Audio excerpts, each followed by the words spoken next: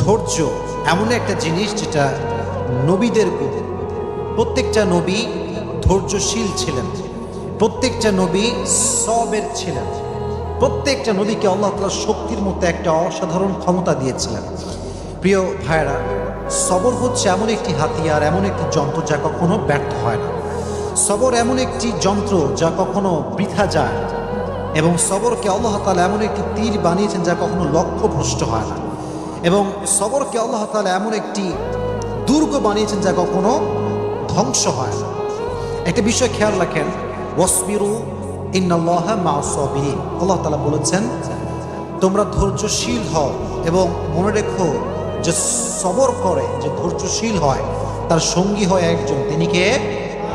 আল্লাহ তার সঙ্গী হয়। এখন প্রশ্ন হচ্ছে যে সবর, ওয়াই সবর ইজ মোস্ট ইম্পর্টেন্ট? সবরটা গুরুত্বপূর্ণ কেন? আমার চোখে চোখ রাখেন, আমি একটু বোঝাবার ট্রাই করি যে সবরটা গুরুত্বপূর্ণ কেন। আচ্ছা, একটু ফিল করেন যে আমাদের জীবনে একটা বিপদ আসছে, হয় আমার বাবা মারা গিয়েছে, আমার জব আমি লস করে ফেলেছি, জব হারাই গেছে, অথবা আমার কোনো ইনজুরি হয়েছে, কোথাও আঘাত লেগেছে। আচ্ছা বলেন তো, এই সমস্ত প্রত্যেকটা ড্যাঞ্জারে আমার দিকে তাকান, ধৈর্য ছাড়া কোনো গতি কি আছে? কোনো গতি নেই। There is no alternative way of সবর। সবরের কোনো প্রকার কোনো বিকল্প রাস্তা নেই। সবর হচ্ছে মুমিনের জীবনের সফলতার সবচেয়ে বড় হাতিয়ার। তবে আমি আজকে আলোচনাটা একটু লম্বা করব, এই জন্য সবর এটা মেয়েদের জন্য জরুরি, ছেলেদের জন্য জরুরি, সবার জন্য জরুরি। কারণ পরীক্ষা শুধুমাত্র ছেলেদের জীবনে আসে না, মেয়েদের জীবনে পরীক্ষা আসে না নাই? একজন মেয়ে যে বিয়ে করেছে, আব্বা আম্মার ঘর সংসার সব ছেড়ে আসছে, এসে দেখছে যার জন্য সব ছেড়ে আসছে সে তার মতো না, স্বামী খারাপ। এরকম মাঝে মাঝে হয় না? তো এই যে মেয়েটার শ্বশুর বাড়ি খারাপ, শাশুড়ি খারাপ, স্বামী খারাপ, তার জীবনেও সবরের দরকার আছে না নাই? আরেকজন মেয়েকে নিয়ে আপনি ভাবেন, যে মেয়েটা বিয়ে করেছেন, জাস্ট মনে করেন 1 মাস হয়েছে, 1 মাস পরেই তার স্বামী মারা গিয়েছে, বিধবা হয়ে গিয়েছে। এই মেয়েটার জীবনও সবরের দরকার আছে না নাই? তার মানে লাইফের একটু গভীরভাবে ভাবলে বুঝবেন যে লাইফের প্রত্যেকটা স্টেপে স্টেপে ধৈর্যের বিকল্প কোনো রাস্তা হতে পারে। You must have to be patient in every kind of situation. You must have to be patient. যতটা কষ্ট আসুক না কেন, ধৈর্য আমরা হারাবো না। রাজি আছেন তো ইনশাআল্লাহ? আচ্ছা, আমি কোরআন থেকে কিছু এক্সাম্পল দিব ধৈর্য কাকে বলে, নবীদের ধৈর্য কেমন ছিল, এবং আমি হাদিস থেকেও কিছু এক্সাম্পল দিব যে কিভাবে আমরা ধৈর্যশীল হতে পারি। এবং মহিয়সী নারী যারা ছিল, যেমন আম্মা জান আয়েশা রাদিয়াল্লাহু তাআলা আনহা, এবং নবীজির ফার্স্ট ওয়াইফ যিনি ডিভোর্সি ছিলেন, তিনি হচ্ছেন খাদিজাতুল কুবরা রাদিয়াল্লাহু তাআলা আনহা, যাকে নবীজি বিয়ে করেছিলেন কত বছর বয়সে বলতে পারবেন? 40 বছর। কত বছর? তার জীবন থেকে আমরা সবরের শিক্ষা কেমন করে নিতে পারি? আয়েশা রাদিয়াল্লাহু তাআলা আনহার জীবন থেকে আমরা সবরের শিক্ষা কেমন করে নিতে পারি? আমরা এখান থেকে শিক্ষা গ্রহণ করার ট্রাই করবো। সকলে বলেন ইনশাআল্লাহ। আচ্ছা, ফর এক্সাম্পল, মনে করেন কেউ আপনাকে অপবাদ দিয়েছে, আপনি কাজটা করেন নাই, আপনি এই ক্রাইমটা করেন নাই, তাও মানুষ আপনাকে ব্লেম করছে। আপনার কোনো হারাম অ্যাফেয়ার নাই, মানুষ আপনাকে ব্লেম করছে যে আপনার একটা হারাম অ্যাফেয়ার আছে। এটাকে আমরা বাংলাতে বলি অপবাদ। আমরা বলি কি? অপবাদ বা তোহমত। আমি যেটা করি না সেটা মানুষ আমাকে মনে করে এবং আমাকে ব্লেম করে, এটা নাম হচ্ছে অপবাদ। আমি জাস্ট ছোট্ট একটা হাদিস বলবো। আগে প্রশ্ন করি, নবীজির একজন কুমারী স্ত্রী ছিলেন, যেই একমাত্র স্ত্রী কখনো বিয়ে করেন নাই, তার ডিভোর্স হয়নি, তার স্বামী মারা যায়নি। তার নামটা কি প্রিয় ভাইয়েরা? আয়েশা রাদিয়াল্লাহু তাআলা আনহা। ছোট্ট একটা হাদিস শেয়ার করছি। নবীজির মোট স্ত্রী ছিল কয়জন বলেন তো? 11 জন। জোরে বলেন কয়জন? 11 জন। 11 জন স্ত্রীকে নবীজি ঘুরতে নিয়ে যেতেন। তবে এটা সিস্টেম ছিল, লটারি সিস্টেম। নবীজি একটা বাক্সে সবার নাম লিখে রাখতেন, যার নামটা উঠতো তাকে নবীজি ঘুরতে নিয়ে যেতেন। সুবহানাল্লাহ পড়েন। What an amazing system. যার নাম উঠতো তাকে নবীজি নিয়ে ঘুরতে যেতেন। তো একবার নবীজি লটারি করলেন, একটু মনোযোগ দিয়ে শুনতে হবে। লটারি করার পরে আম্মা জানা আয়েশা রাদিয়াল্লাহু তাআলা আনহার নামটা লটারিতে উঠল, নবীজি ঘুরতে নিয়ে গেলেন। এটা একটু লম্বা স্টোরি, বাট আপনাকে মনোযোগ দিয়ে শুনতে হবে, কারণ এখানে একটা অনেক বড় সবরের শিক্ষা আছে।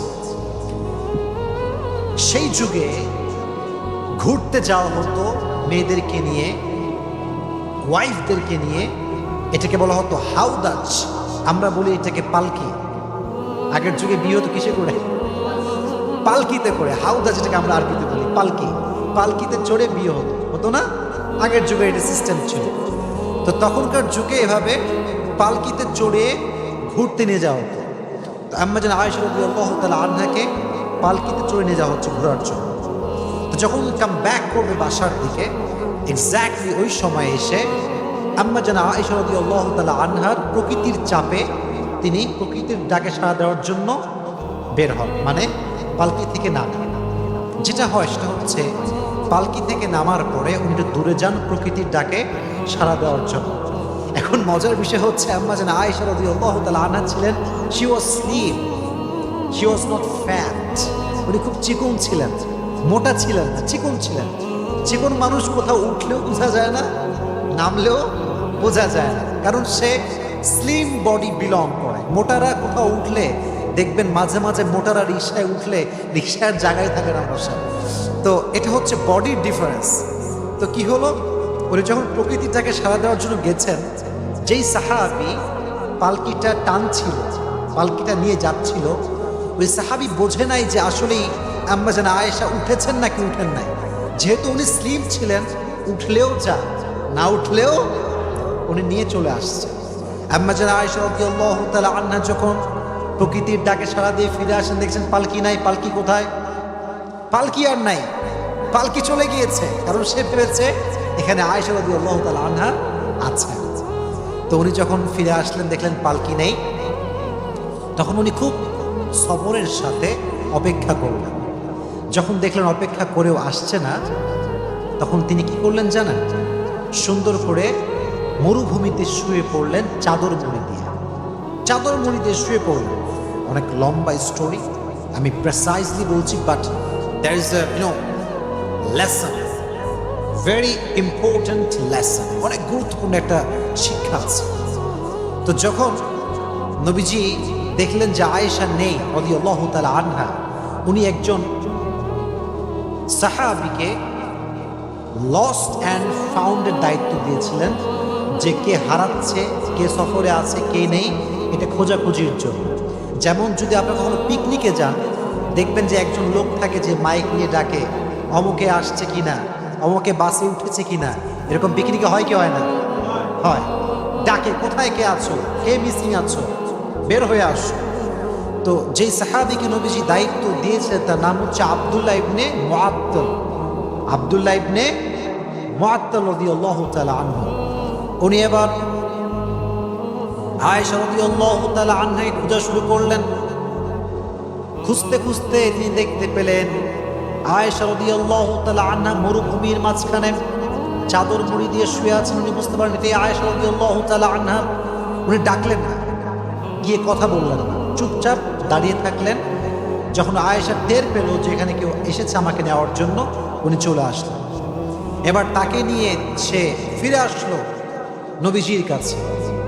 কিন্তু যেহেতু সফরে সবাই ফিরে গিয়েছে বাসাতে, আর সর্বশেষ আব্দুল্লাহ ইবনে মুআত্তাল আম্মা জান আয়েশাকে নিয়ে ফিরে এসেছেন, মুনাফিকদের সর্দার আব্দুল্লাহ ইবনে সালুল সুযোগ পেয়ে গেল। কি সুযোগ? এবার সে ব্লেম শুরু করলো যে আয়েশার সঙ্গে এই সাহাবীর একটা জেনার সম্পর্ক আছে। সকলে বলেন নাউজুবিল্লাহ। পৃথিবীর সবচাইতে সতীত্ববান নারীর উপরে জেনার ব্লেম, কত বড় মারাত্মক জঘন্য অপরাধের ব্লেম। আপনি চিন্তা করতে পারেন কার ব্যাপারে? আপনার ব্যাপারে নয়, আমার ব্যাপারে নয়, সবচেয়ে সতীত্ববান নারী আয়েশা রাদিয়াল্লাহু তাআলা আনহার ব্যাপারে ব্লেম করা হলো যে সে এই সাহাবীর সঙ্গে ওই মরুভূমি থেকে আসার সময় খারাপ কাজ করেছে, অন্যায় করেছে, জেনা করেছে। কিন্তু বিষয়টা আয়েশা জানতেন যে আমার বিষয়ে এই ব্লেমটা করা হয়েছে। কিন্তু উনি ফিল করলেন যে প্রিয় নবীজি আমাকে আগে যেমন আদর করতেন এখন আর তেমন আদর করেন না, আগে যেমন ভালোবাসতেন এখন তেমন আর ভালোবাসেন না। এটা তিনি ফিল করতে শুরু করেন, but she had no idea যে আমাকে এরকম একটা ব্লেম করা হয়েছে। তো একটা সময় গিয়ে আয়েশা রাদিয়াল্লাহু তাআলা আনহা বাবার বাসায় আসলেন। বাবার বাসায় যখন আসছে তখন আশেপাশের লোক বলতে শুরু করছে, আয়েশা তোমার নামে তো এরকম গুজব ছড়ানো হচ্ছে, তুমি নাকি অমুক সাহাবীর সঙ্গে এই সম্পর্ক করেছিলা সফর থেকে ফিরে আসার সময়। এটা শুনে আয়েশা রাদিয়াল্লাহু তাআলা আনহা just she was shocked and thundered. এটা কেমন কথা, কত বড় মিথ্যা অপবাদ আমার উপরে। কিন্তু দেখেন, পৃথিবীর নির্মম বাস্তবতা হচ্ছে কষ্টে পড়লে বোঝা যায় যে কে আপন কে পর। কষ্ট বিপদ হচ্ছে এমন একটা জিনিস যেটা মানুষকে চিনিয়ে দেয় যে কে আমার আপন কে আমার পর। আমার যখন খুব কষ্ট আসে, খুব বিপদ আসে, আমার একদিক থেকে খুব ভালো লাগে যে আমি আমার আপন মানুষ চিনছি, এবং যখন আমি চিনে ফেলি তখন আমি বলি যে ভাই বিপদ তো আসবে আর যাবে, কিন্তু আমি তো আপনাকে চিনে ফেললাম যে আপনি কোন ক্যাটাগরির লোক, এটা আমার বোঝা হয়ে গেল। তো আম্মা জান আয়েশা দেখলেন যে সবাই তার বিপক্ষে, কেউ তার পক্ষপাতী করে না। ইভেন সর্বশেষ, অনেক লম্বা স্টোরি, আমি জাস্ট প্রেসাইজলি বলছি, সর্বশেষ নবীজি আম্মা জান আয়েশার কাছে আসলেন, এসে বলেন, আয়েশা তুমি যদি সত্যি এই অন্যায় করে থাকো আল্লাহর কাছে মাফ করো, আল্লাহর কাছে মাফ চাও, আল্লাহ তোমাকে মাফ করে দিবে। এই কথা শুনে আয়েশা রাদিয়াল্লাহু তাআলা আনহা আকাশ থেকে পড়েছে, নবী হে, শেষমেশ আপনিও আমাকে এই কথা বলছেন, আপনিও এই রুমরে বিশ্বাস করেছেন, আপনিও এই গুজবে বিশ্বাস করেছেন? অপেক্ষা করেন, আল্লাহ আমার জন্য আছে। সুবহানাল্লাহ পড়েন। উনি চাইলে বলতে পারতেন যে আমি আর সংসার করব না, আমি আর এই সমাজে থাকবো না, আমি গলায় ফাঁসি নিব, আমি সুইসাইড করব, যেটা আমরা সাধারণ মানুষরা বলি। উনি একটুও কমপ্লেইন করেন নাই, জাস্ট কষ্ট পেয়েছেন, সবর করেছেন। আল্লাহ তাআলা আয়েশা রাদিয়াল্লাহু তাআলা আনহার চরিত্রকে সুন্দর প্রমাণ করার জন্য, উনি যে কোনো অন্যায় করেন না এটা প্রমাণ করবার জন্য আল্লাহ নিজে কোরআনের আয়াত নাযিল করে দিয়েছেন। সুবহানাল্লাহ। আল্লাহ নিজে আয়াত নাযিল করে ব্যাখ্যা দিয়েছেন যে আমার প্রিয় বান্দি আয়েশা কোনো অপরাধী নয়, সে কোনো জুলুম করে নাই, সে কোনো জেনা করে নাই, ব্যভিচার করে নাই। তাহলে বোঝা গেল যে ব্যক্তি সবর করে, ধৈর্য ধারণ করে, মানুষের দেওয়া মিথ্যা অপবাদ একদিন স্পষ্ট হয়ে যায় যে সে সব মিথ্যা ছিল, ঠিক না বলা, একসময় প্রমাণ হয়ে যায়। মনে রাখবেন, সময় এমন একটা জিনিস, সময় মানুষকে জবাব দেয়, সময় মানুষকে উত্তর দেয় যে সে মানুষটা আসলে কেমন। আপনাকে যদি কেউ ভুল বুঝে ব্যাখ্যা দিবেন, just wait for the right time. সময়ের অপেক্ষা করেন। সময় হচ্ছে এমন একটা জিনিস, এমন একটা কাঁটা, এটা ঘোরে আর কে কেমন এটা সত্যতা বলে দেয়, ঠিক কিনা বলেন? Wait for the right time, সঠিক সময় অপেক্ষা করেন। আয়েশা রাদিয়াল্লাহু তাআলা আনহাকে ব্লেম করা হয়েছে, এবার আমাকে জবাব দেন, উনি কি ধৈর্যহীন ছিলেন না ধৈর্যশীল ছিলেন? She was patient in every kind of situation. She was patient, ধৈর্যশীল ছিলেন। ফলে কি হয়েছে? আল্লাহ নিজে আয়াত নাযিল করেছেন কার ব্যাপারে? যেহেতু আয়েশা সবর করেছে তার ব্যাপারে কোরআনে আয়াত নাযিল করেছে। একজন আওয়াজ দিয়ে বলেন, তিনি কে? ইন্নাল্লাযীনা জাউ বিল ইফকি উসবাতুম মিনকুম লা তাহসাবুহু শাররান লাকুম বাল হুয়া খায়রুল লাকুম লিকুল্লি ইমরিইন মিনহুম মাকতাসাবা মিনাল ইথম ওয়াল্লাযী তাওয়াল্লা কিবরাহু মিনহুম লাহু আযাবুন আলীম। আল্লাহ বলছেন, নবী হে, কাফেরদের মাঝ থেকে কিছু গোষ্ঠী আপনার কাছে এসেছে আয়েশার ব্যাপারে মিথ্যা তথ্য দেওয়ার জন্য, অপবাদ দেওয়ার জন্য।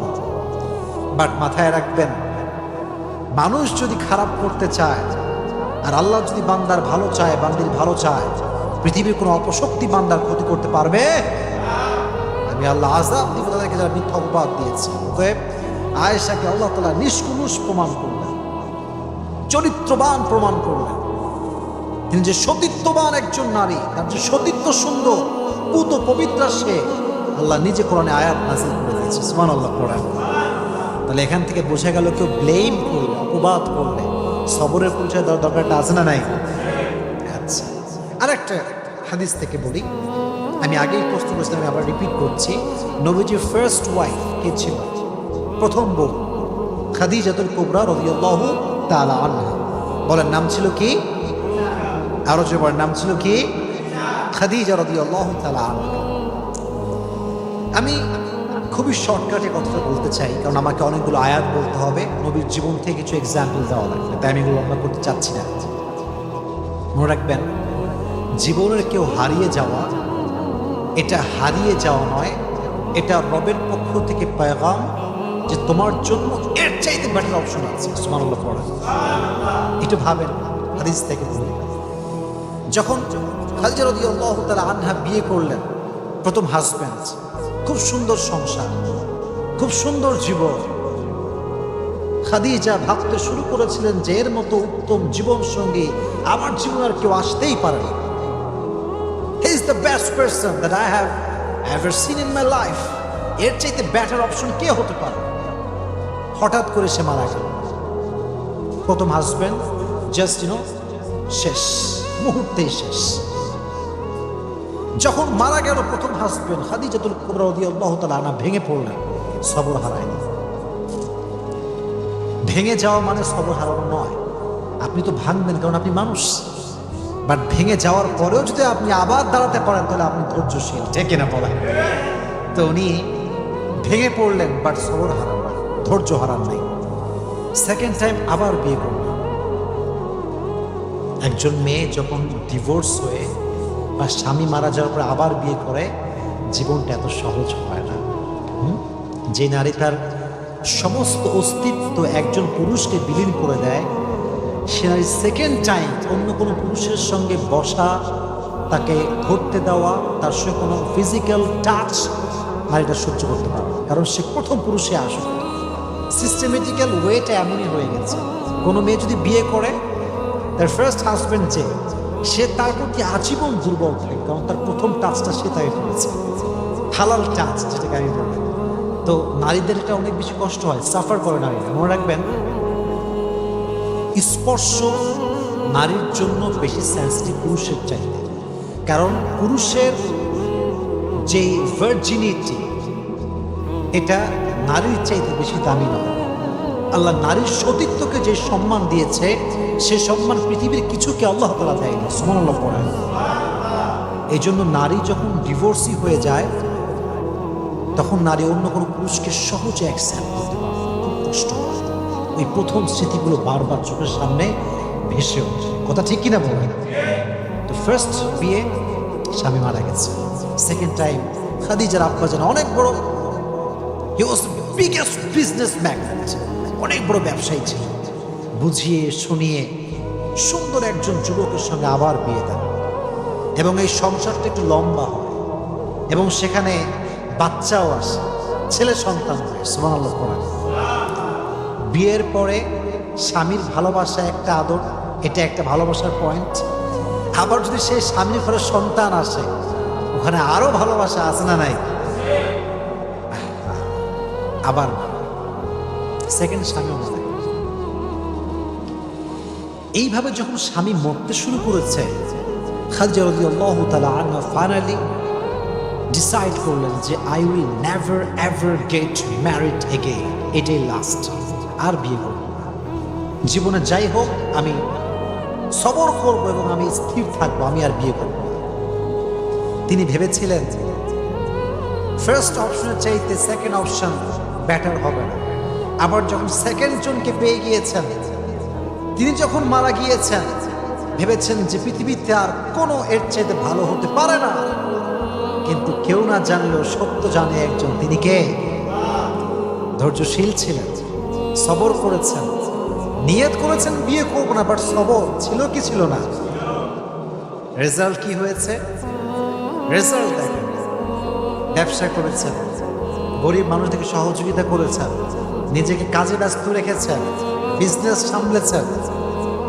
আল্লাহ তাআলা সবরের বিনিময় হিসেবে, ধৈর্যের বিনিময় হিসেবে শেষ নবীকে তার প্রথম স্বামী হিসেবে কবুল করেছে। সুবহানাল্লাহ। এটা হচ্ছে সবরের রেজাল্ট। মানে আমার কাছে এই হাদিসটা the best example the best example. এর কারণে এই যে জেনারেশন আমরা আছি, এখানে কারো জীবন থেকে কেউ হারায় গেলে তারে আর খুঁজেই পাওয়া যায় না। সে গাঁজা খায়, মদ খায়, তার জীবন যৌবন শেষ হয়ে যায়। মাথায় রাখবেন, কেউ চলে যাওয়ার অর্থ হচ্ছে সে চলে যায় নাই, তাকে আল্লাহ নিয়ে গেছে। আর আল্লাহ যদি কাউকে নিয়ে যায়, আল্লাহর মেসেজ হচ্ছে এইটা যে আমি ওরে নিছি, এর মানে হচ্ছে আমি তোকে এর চাইতে বেশি উত্তম দান করবো। সুবহানাল্লাহ পড়া। তাহলে বোঝা গেল, প্রিয় মানুষ মারা যাক, হারিয়ে যাক, চলে যাক কোথাও অজানা জায়গায়, কোনো সমস্যা নেই। আমি তো সবর করেছি, আমি তো ধৈর্যশীল বান্দা। আমাকে পরীক্ষা নিচ্ছে একজন এবং এর ফলাফল দিবে একজন। আওয়াজ দিয়ে বলেন তিনি কে? So every kind of situation, in every kind of situation you must have to be patient. প্রত্যেকটা অবস্থানে আমরা ধৈর্যশীল হব। রাজি আছেন তো ইনশাআল্লাহ? আল্লাহ সবাইকে ধৈর্যশীল হওয়ার তৌফিক দান করুন। সকলে পড়া আমিন। এবার আসেন কিছু নবীদের এক্সাম্পল যারা ধৈর্যের পরিচয় দিয়েছে। আমি একটু পরীক্ষা করি আপনাদের সবাইকে, দেখে আপনারা কতটুকু ক্যাচ করতে পারেন, গ্যাস করতে পারেন। একজন নবী ছিলেন যে নবীর পুরো শরীরে পোকা ধরে গিয়েছিল, পুরো শরীরটা পোকা খেয়ে শেষ করতে যাচ্ছিল। নবীর নামটা কি ছিল? আইয়ুব আলাইহিস সালাতু ওয়াস সালাম। দীর্ঘ 12 বছর পোকা তার শরীরে ভর করেছিল। আমাদের একটু অসুখ হইলে আমরা বলি যে আরে মানুষ, আল্লাহ মনে হয় আর মানুষ পায় না, আমি একাই মনে হয় দুনিয়াতে, পৃথিবীতে মনে হয় আর কোনো মানুষই নাই, আল্লাহ খালি আমারই পায়, আমি কি তুই দেখা আর কেউ কি নাই? 12 বছর সহ্য করেছে। পোকা উঠতে উঠতে যখন জিহবায় এসেছে, তখন আইয়ুব মুখ খুলেছে। আইয়ুব ইয নাদা রাব্বাহু আন্নী মাসানিয়াল দুররু ওয়া আনতা আরহামুর রাহিমিন। দোয়া করার একটা সিস্টেম আছে। আমি জুমার লেকচারে বলেছিলাম, দোয়ার একটা কোয়ালিটি আছে, চাওয়ার মাঝে একটা গুণ আছে। দেখেন, উনি বলেন নাই যে আল্লাহ তুমি আমাকে এই রোগ কেন দিলা, ঠিক করে দাও। আন্নী মাসানিয়াল দুররু ওয়া আনতা আরহামুর রাহিমিন। আল্লাহ আমি তো বিপদে আছি, তুমি তো রহমান। অর্থাৎ ভাঁজ দেখেন। আমি আমার আব্বাকে বলছি, আব্বা আমি সকাল থেকে খাই নাই, খাবার কিন্তু চাই নাই, আমি না খেয়েছি আর তুমি আমার আব্বা, এটা বললেই না, আব্বা বুঝে যাবে যে আমার ছেলের এখন খাবার দরকার। আইয়ুব আলাইহিস সালাতু ওয়াস সালাম হি নেভার কমপ্লেইনড। উনি বলেছেন, আল্লাহ আমি কষ্টের ভেতরে আছি আর তুমি তো রহমান, আর রহমান তো কারো কষ্ট সহ্য করতে পারে। কখন বলেছেন? যখন এই পোকা উঠতে উঠতে তার জিহবায় চলে এসেছে। আল্লাহকে বলছে, আল্লাহ পুরো শরীরটা আমার খেয়ে ফেলুক, কিন্তু যে জিহবা দিয়ে আমি তোমার জিকির করি সেটা যদি পোকা নষ্ট করে ফেলে, আমি তো তোমাকে আর ডাকতে পারবো না। তুমি আমাকে রহম করো, তুমি আমাকে রহম করো। এই সবর যে করেছে, আল্লাহ তাআলা ডাকার সঙ্গে সঙ্গে তার সমস্ত রোগকে ধূলিসাৎ করে তাকে আল্লাহ তাআলা শিফায়ে আজলা কামলা দান করে দিয়েছে। সুবহানাল্লাহ। তাহলে বোঝা গেল, রোগ বালাই হচ্ছে ব্লেসিং, মার্সি, বারাকা ইন ইউর লাইফ। যদি মুমিনের কোথাও কোনো কাঁটাও ঢুকে যায়, এই যে আমরা কষ্ট পাই কাঁটা ঢুকলে, আল্লাহ কতটা দয়াময় দেখেন। কাঁটা ঢুকলেও আল্লাহ তাআলা বান্দার আমলনামার থেকে যে গুনাহ আছে এটাকে ঝরিয়ে দেয়। সুবহানাল্লাহ পড়ে। তাহলে বোঝা গেল, আজ থেকে অসুখ হলে আমরা ধৈর্য ধারণ করবো। রাজি আছেন তো ইনশাআল্লাহ? আর একটা এক্সাম্পল দিই সবরে। একজন নবী, আমি আবার আপনাদেরকে প্রশ্নে ফেলছি, গ্যাস করতে হবে আপনাদের সবাইকে যে আমি কার নাম বলতে চাচ্ছি। একজন নবী যাকে মাছ খেয়ে ফেলেছিল, মাছের পেটে তিনি দীর্ঘদিন ছিলেন, তার নাম কি ছিল? ইউনুস। ইউনুস আলাইহিস সালাতু ওয়াস সালাম। নাম ছিল কি? ইউনুস আলাইহিস সালাতু ওয়াস সালাম। মাছের পেটে দীর্ঘদিন ছিলেন, আল্লাহর কাছে কমপ্লেন করেন না, অভিযোগ করেন নাই, ধৈর্যহীন হন নাই। মাছের পেট থেকে আল্লাহকে ডাক দিয়েছেন, হে আল্লাহ আমি বিপদে পড়েছি, তুমি আমাকে সাহায্য করো, আমার কোনো কমপ্লেন নাই, অভিযোগ নাই, আমি ধৈর্যহীন হয়ে যাই নাই। দোয়া করার সঙ্গে সঙ্গে আল্লাহ তাআলা মাছকে আদেশ করেছে, মাছ মুখ খুলে একটা বমি করার মতো একটা অ্যাক্ট করেছে। আল্লাহ তাআলা ইউনুসকে এই অ্যাক্টের মাধ্যমে, এই বমির একটা ধরনের মাধ্যমে মাছের পেট থেকে জীবিত উদ্ধার করে বের করে নিয়ে আসছে। সুবহানাল্লাহ। তাহলে বোঝা গেল, বিপদে পড়লে আপনাকে দোয়া করতে হবে, আল্লাহ আমারই পাইল, দুনিয়াতে আর কেউ নাই, আমি মনে হয় একা, আল্লাহ কি পাইলাম আর কি। এটা ধৈর্যহীন হওয়ার পরিচয়। অতএব সবরও থাকবে, দোয়াও থাকবে। বলেন আমার সঙ্গে, সবরও থাকবে, সবর আছে যার, সঙ্গে দোয়াও আছে যার, তার সফলতা কেউ আটকাতে পারবে না। সুবহানাল্লাহ পড়া। আর একটা এক্সাম্পল দেয়, নবীর নাম গ্যাস করতে হবে সবাইকে। একজন নবী যাকে আল্লাহ তাআলা 80 বছর পরে একটা সন্তান দিয়েছিলেন, সে নবীর নাম কি? ইব্রাহিম আলাইহিস সালাতু ওয়াস সালাম। নামটা কি? ইব্রাহিম আলাইহিস সালাতু ওয়াস সালাম। সন্তানের নাম কিছু বলতে পারবেন? ইসমাঈল। নাম কি ছিল? ইসমাঈল আলাইহিস সালাতু ওয়াস সালাম। সবর কাকে বলে এটা বোঝায় আমাদেরকে, শর্টকাটে বোঝাচ্ছে। 80 বছর পরে একটা ছেলে হয়েছে, আল্লাহ অর্ডার করেছে যাও মাকে এবং ছেলেকে একদম মরুর প্রান্তে রেখে আসবে, যেখানে জনমানবহীন একটা জায়গা, মানুষ নাই, লোক নাই, জন নাই, রেখে আসো যাও। অর্ডার করতে দেরি, রেখে চলে আসছে সেই মরুভূমির মতো একটা জায়গা। তো যখন চলে যাবে, বিবি হাজার চাইলে বলতে পারতেন যে আপনি কেমন স্বামী যে আমার মতো একজন অবলা নারীকে তার সন্তান সহ এক বিশাল মরুপ্রান্তে, মরুভূমিতে, জনমানবহীন একটা জায়গা রেখে যাচ্ছেন, আপনি কেমন স্বামী? She never complained. She never ever complained like that. বলেইনি কিছু। কি বলেছে আমি জাস্ট রিপিট করছি বাংলাতে সারাংশ। বিবি হাজার বলছে, হে ইব্রাহিম, এটা যদি আল্লাহর অর্ডার হয় যে আমাকে তুই মরুর প্রান্তে রেখে যাবা, জনমানবহীন জায়গা রেখে যাবা, যেখানে খাবার নাই, দাবার নাই, পানি নাই, তবে শুনে রেখো আমিও এটা বিশ্বাস করি যে আমার আল্লাহ আমাকে মরুর প্রান্তরে না খাওয়ায় মারবে না। সুবহানাল্লাহ পড়া।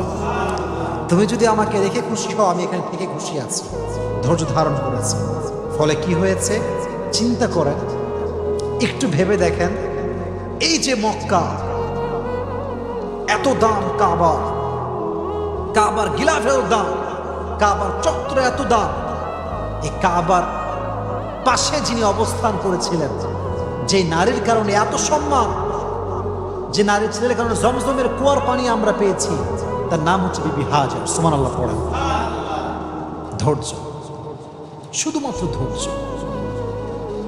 এবার আরেকটু বুঝাই, এত ধৈর্য, এত পরীক্ষা। আল্লাহ বলল, ইব্রাহিম যাও সন্তানের কাছে। 80 বছর পরে সন্তান পাইছে, আদরও করতে পারে নাই, নিজের কাছেও রাখতে পারে না, রেখে আসে মরুর প্রান্তরে। এবার আসছে আব্বা, ছেলে এদিকে আসো। কি হয়েছে আব্বা? বলছে আমি স্বপ্নে দেখেছি তোমাকে আমি জবাই করছি, এটা আমার আল্লাহর আদেশ। তুমি কি বলছো? ফাংদুর মাযা তারা, what's your opinion about this matter? তুমি কি বলছো বলো। ইসমাঈল চাইলে বলতে পারতো, আব্বা আপনি কেমন জালেম, জন্মের সঙ্গে সঙ্গে আমাকে আপনি আদর না করে গেছেন মরুর প্রান্তরে, আর আজ আপনি এসেছেন খবর না নিয়ে জবাই করার জন্য। এটা বলে নাই। বলছে আব্বা আপনি যা মন চাই করেন, সাতাজিদুনি ইনশাআল্লাহু মিনাস সাবিরিন, আমি ধৈর্যশীলদের পরিচয় দিব। সুবহানাল্লাহ পড়েন। আহ কি সুন্দর ঘটনা, কি সুন্দর সবরের পরিচয়। এবং এই যে সবর তারা করেছে, যখন আপনারা সবাই জানেন, you all know the story, যখন জবাই করতে যাবে আল্লাহ তাআলা দুম্বাকে পাঠিয়ে দিয়েছে। আর এই যে আমাদের স্যাক্রিফাইস আমরা শিখলাম, এখান থেকে বোঝা যায় যে যত বেশি স্যাক্রিফাইস করে সে বান্দা আল্লাহ তত বেশি প্রিয় হয়ে যায়। সুবহানাল্লাহ পড়ায়। এজন্য ইব্রাহিম নবী থেকে, ইসমাইল থেকে এবং বিবি হাজার থেকে, সবার থেকে আলাইহিmus সালাতু ওয়াস সালাম, তাদের থেকে আমাদের সবরের একটা শিক্ষা নেওয়ার দরকারটা আছে না নাই? আমি আর দুইজন নবীর এক্সাম্পল দেব, দুইজন নবী জাস্ট। বলেন একজন নবী ছিলেন যেই নদীকে তার ভাইয়েরা ধরে এনে কুয়ার ভিতরে ফেলে দিয়েছিল, সে নবীর নাম ছিল কি? সবাই বলেন নাম ছিল কি? ইউসুফ আলাইহিস সালাতু ওয়াস সালাম। অনেক লম্বা কথা, আমি ওইটা বলবো না, আমি জাস্ট মূল লেসনটা বলবো। সাইয়েদনা ইউসুফ আলাইহিস সালাতু ওয়াস সালাম যখন যুবক, উঠতি বয়সী যুবক, বাচ্চা বাচ্চা ভাব, এখনো যুবক হয়ে পারে নাই, তার সবগুলো ভাই তাকে নিয়ে কুয়ায় ফেলছে। শুধুমাত্র হিংসার কারণে। কিসের কারণে? হিংসা। কুয়ার ভেতরে ফেলে সাইয়েদনা ইউসুফ আলাইহিস সালাম একটা জামা নিয়ে আসছে। তার বাবার নাম ছিল ইয়াকুব। ডাক দিয়ে বলছে, হে আমার বাবা, সব ছেলেরা আসছে, আব্বা জান দেখেন ইউসুফকে বাঘে খেয়ে ফেলেছে, আর এই হচ্ছে ইউসুফের জামা। যদি আমার সন্তান আমার থেকে হারিয়ে যায় আমি তো অস্থির হয়ে যাব, দৌড়াবো চতুর্দিকে, কত অভিযোগ করব আমি, কত নাশুকরি করব আমি আল্লাহর কাছে। ইয়াকুব আলাইহিস সালাম শুধু একটা ওয়ার্ড বললেন, ফাসবরুন জামিল। উনি বললেন, আমার জন্য ধৈর্যই সবচেয়ে উত্তম হাতিয়ার। সুবহানাল্লাহ পড়েন। আমার কাছে ধৈর্যই সবচেয়ে উত্তম হাতিয়ার। এই যে কথা তিনি বললেন, আল্লাহ তার প্রতিদান দিয়েছে। কিভাবে? অনেক লম্বা কথা। এই যে কুয়াতে ফেলা হলো ইউসুফকে ধ্বংস করার জন্য, এই কুয়াতে ইংরেজিতে বলা হয় কুয়াকে ট্যানেল। এটাকে বলা হয় কি? ট্যানেল। কুয়াকে বলা হয় ট্যানেল। এই কুয়াটা শুধুমাত্র কুয়া নয়, এই কুয়াটা হচ্ছে সাইয়েদনা ইউসুফকে সাধারণ ঘর থেকে নিয়ে এসে রাজ সিংহাসনে বসাবার কুয়া। সুবহানাল্লাহ পড়া। লম্বা কথা, আমি অত কথা বলতে চাই না। যখন তিনি মিশরের অর্থনৈতিক যে মন্ত্রী বলা হয়, তিনি হলেন ফিনান্স মিনিস্টার, অর্থমন্ত্রী তিনি হলেন। তো যখন কেনানে অভাব দেখা দিল, তার সব ভাইগুলো ইউসুফের কাছে আসছে সাধারণ মানুষ হয়ে সাহায্য নেওয়ার জন্য। তো অনেক লম্বা কথা, যখন তারা আসছে অনেক কথাবার্তার পরে তারা বুঝতে পেরেছে যে এটা হচ্ছে ইউসুফ। এর নাম কি? ইউসুফ। ইউসুফ আলাইহিস সালাম বললেন, যাও, তোমাদেরকে আমি মাফ করে দিলাম, এবং মাথায় রেখো, ইন্নাহু মাইয়াত্তাকি ওয়া ইয়াসবির ফাইন্নাল্লাহা লা ইউযিউ আজরাল মুহসিনিন। নিঃসন্দেহে যারা আল্লাহকে ভয় করে এবং ধৈর্যশীল হয় তাদের বিনিময়কে আল্লাহ তাআলা কখনো নষ্ট করে দেয় না। সুবহানাল্লাহ। এবার তিনি সৈন্য নিয়ে, উট নিয়ে, ঘোড়া নিয়ে, ভাইকে নিয়ে ঘোড়ার পিঠে উঠে জাঁকজমকভাবে সবাইকে নিয়ে এসে তার বাবার সঙ্গে, যিনি বলেছিলেন ফাসবরুন জামিল, আমার জন্য ধৈর্যই সবচেয়ে বেশি শ্রেয়, সবচেয়ে বেশি সেরা, এই ধৈর্যের বিনিময়ে আল্লাহ তাআলা সাইয়েদনা ইয়াকুবকে তার সন্তান ইউসুফ ফিরিয়ে দিয়েছে। সুবহানাল্লাহ পড়ে। তাহলে ইউসুফ আলাইহিস সালামের জীবন থেকে আমরা শিক্ষা পেলাম এটা, যে সবর ছাড়া জীবনে কোনো গতি হতে পারে। সাইয়েদনা ইয়াকুব আলাইহিস সালামের জীবন থেকে আমরা এটা বুঝলাম, সবর ছাড়া জীবনে কোনো গতি হতে পারে। এবার আসলে সর্বশেষ এক্সাম। পৃথিবীতে ধৈর্যের প্রতীক ছিলেন একজন মানুষ, যার উপরে ধৈর্যশীল মানুষ জীবনে আর কেউ আসে নাই, পৃথিবীতে আর কেউ আসে নাই। He was out of any kind of comparison. তিনি ছিলেন সবচেয়ে ধৈর্যশীল। ধৈর্যের ক্ষেত্রে তার কোনো তুলনা হয় না, কোনো কম্পেয়ার হয় না। তিনি হচ্ছেন সাইয়্যিদুল কাউনাইন, সাইয়্যিদুল মুরসালিন, বিশ্ব মানবতার মুক্তির দূত নবী মুহাম্মদুর রাসূলুল্লাহ সাল্লাল্লাহু আলাইহি ওয়াসাল্লাম।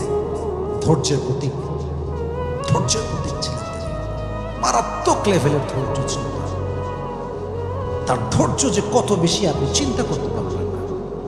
একজন মানুষ যার এই ছোট্ট বয়সে সে তার মাকে হারিয়েছে, যখন সে পৃথিবীতে আসে নাই তার আগে তার বাবাকে হারিয়েছে, বড় হয়ে চাচাকে পেয়েছে, চাচা মারা গিয়েছে, দাদাকে পেয়েছে, দাদা মারা গিয়েছে, মাথার উপরে বট বৃক্ষ ছিল তার স্ত্রী খাদিজা, সেও মারা গিয়েছে। একটা মানুষ আর কত হারাতে পারে? একটা মানুষের সবচেয়ে বড় জায়গায় হচ্ছে আব্বা এবং মা। যার জীবনে বাপ মা নাই তার জীবন তো কিছুই নেই, তার পুরো জীবনটাই তো কষ্টে ভরা। নবীজি জন্মের আগে চলে গিয়েছে বাবা, জন্মের পরে চলে গিয়েছে মা, চাচা হারাই গেছে, দাদা হারাই গেছে, বিয়ে করেছে নিজের স্ত্রী খাদিজা, যে সমস্ত সম্পত্তি নবীর পায়ের সামনে বিলীন করে দিয়েছে ইসলামের জন্য, সেও মারা গিয়েছে। নবী কখনো আল্লাহর কাছে অভিযোগ করেন না যে আল্লাহ আমি তো তোমার নবী, তুমি তো আমার আল্লাহ তুমি আমায় কেন কষ্ট দিচ্ছ? নবীজি কমপ্লেন করলেন, সবরের পরিচয় দিয়েছে। He was patient in every kind of situation. কখনো কমপ্লেন করেন, অভিযোগ করেন, প্রতিটা মুহূর্তে ধৈর্যশীল ছিলেন তিনি।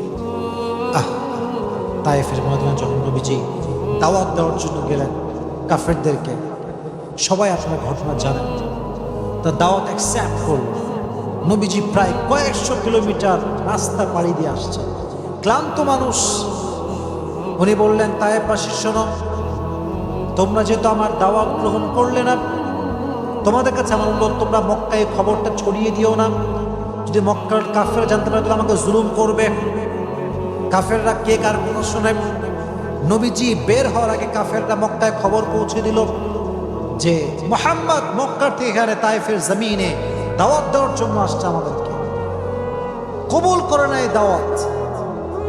সব তায়েফের দুষ্টু ছেলে পেলে বাচ্চাদেরকে নবীজির পেছনে লেলিয়ে দিয়েছে, যাও তোমরা মুহাম্মদকে পাথরের আঘাত করো,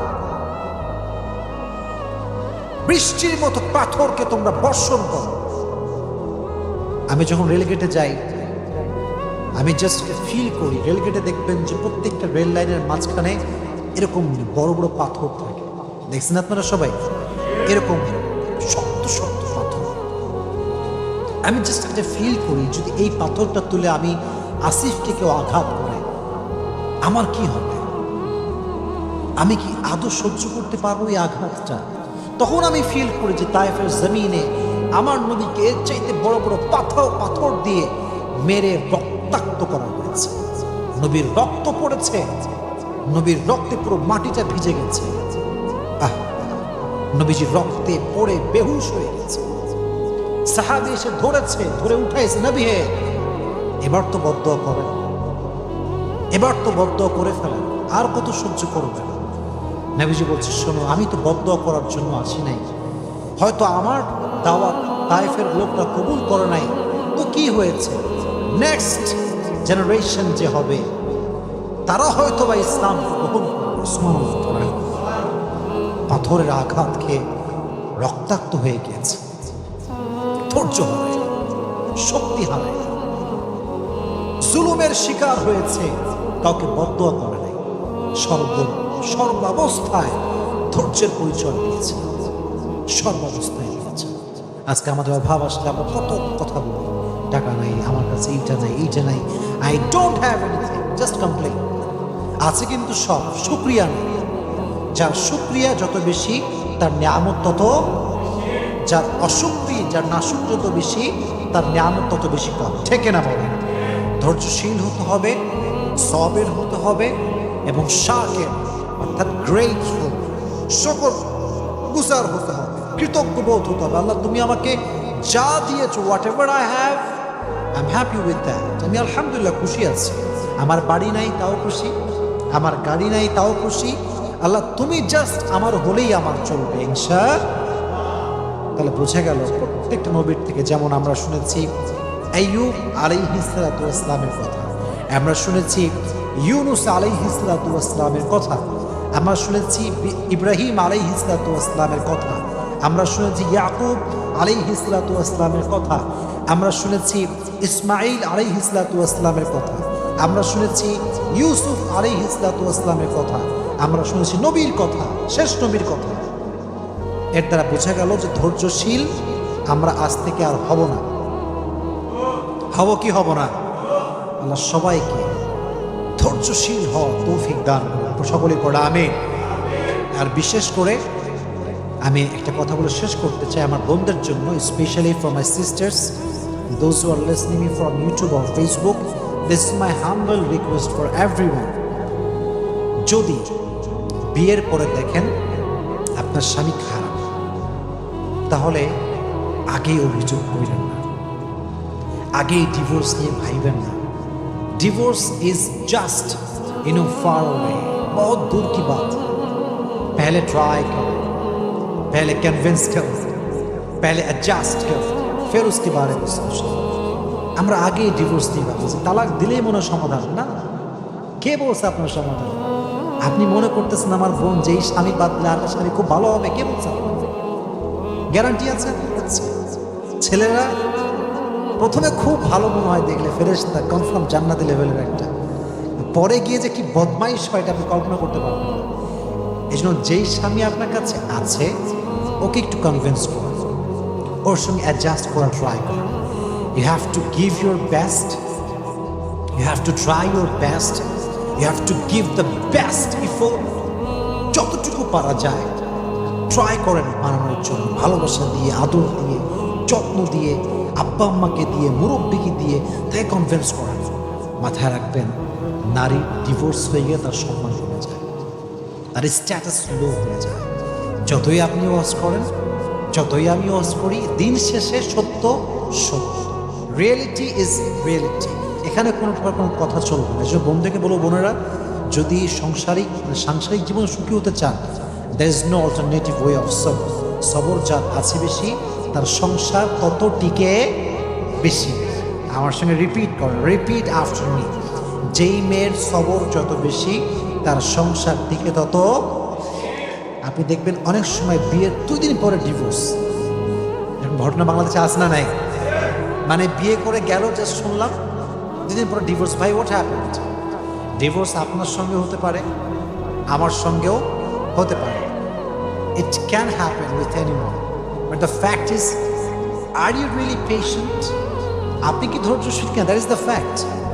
আমি ধৈর্যশীল হলাম না এবং আমার ডিভোর্স হলো, আপনি অধিকার রাখেন আমাকে ব্লেম করার, যে আপনার মতো ফালতু লোক দুনিয়াতে কেউ নাই।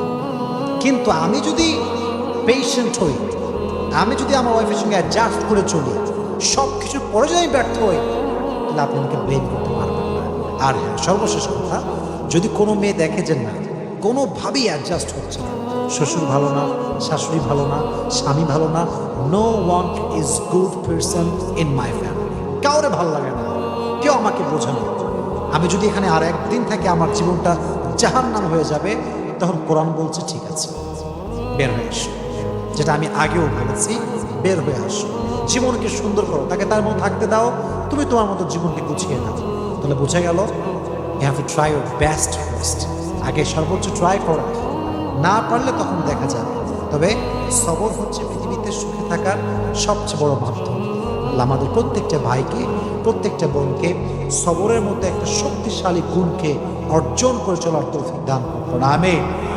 ওয়া আখির দাওয়ানা আলহামদুলিল্লাহি রাব্বিল আলামিন।